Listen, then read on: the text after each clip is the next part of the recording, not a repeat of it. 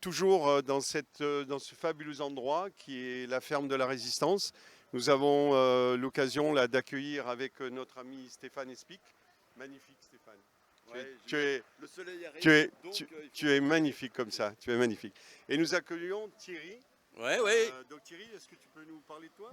Oui, ben moi Vers la caméra. pardon. Oui, j'ai 60 ans. Je m'appelle donc Thierry Dupassieux. Je suis natif de la Porte des Bauges en albanais, hein, Piémont albanais, c'est le pays d'Albi. Et donc j'ai toujours été motivé par les territoires, l'identité, la vérité, parce que on ne peut pas usurper. Quand ceux qui usurpent l'histoire veulent tromper l'avenir. Voilà.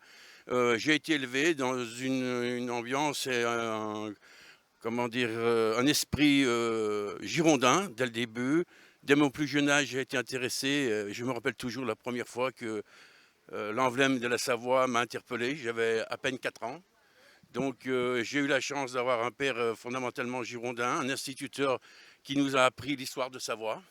Et puis donc ma vie s'est déroulée et à un moment donné, j'ai estimé qu'il fallait que je m'engage parce que je voyais que rien ne se faisait et je voyais que la Savoie n'était pas respectée dans ses réalités historiques, ses réalités patrimoniales.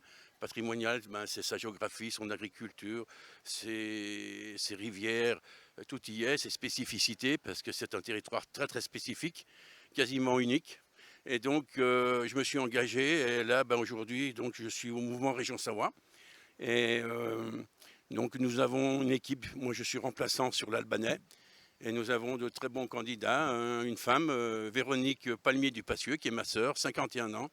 Et donc, William Girard Despolay, 32 ans, professeur d'histoire et de géo, qui donc officie sur le collège de Frangy, d'originaire d'Annemasse. Et donc une très très aussi très sympathique remplaçante et très très motivée en la personne de Denise Bernard, 60 ans. Et donc nous faisons le maximum pour exister et pour porter l'idée du fédéralisme et bien sûr de la démocratie directe parce que ça nous tient très très à cœur.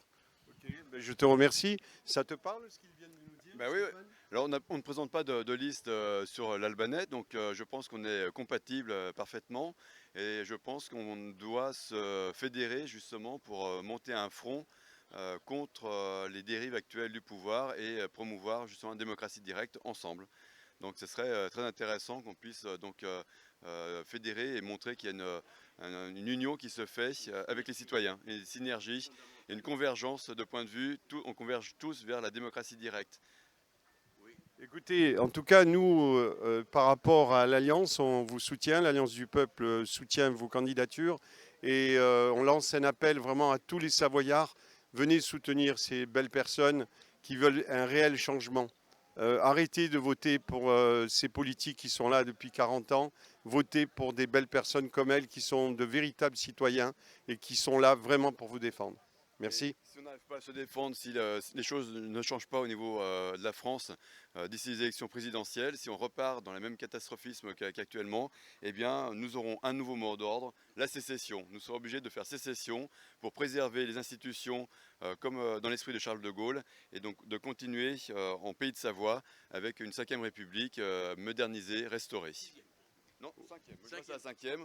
Je garde de Charles de Gaulle, mais on la modernise et il faut bien comprendre, le régime présidentiel existe dans l'esprit de Charles de Gaulle parce qu'en contrepartie, il y a une obligation du chef de l'État de faire des référendums réguliers. Et donc nous, on n'a pas eu de référendum depuis 2005. Au dernier, on a dit non au traité de fonctionnement de l'Union européenne parce qu'il était trop néolibéral. On a rejeté cette politique néolibérale et imposé en 2008 avec le traité de Lisbonne. C'est un déni de démocratie absolue. Et donc si on a un régime présidentiel fort, c'est parce que comme Charles de Gaulle il l'a fait, en 69, on lui a dit non à 51%, il est parti. Et donc Macron, avec l'épisode des Gilets jaunes, aurait dû faire un référendum. Et on a d'ailleurs une petite caricature, on voit De Gaulle qui dit « Et si tu passais par les urnes pour savoir ce que veut le peuple ?»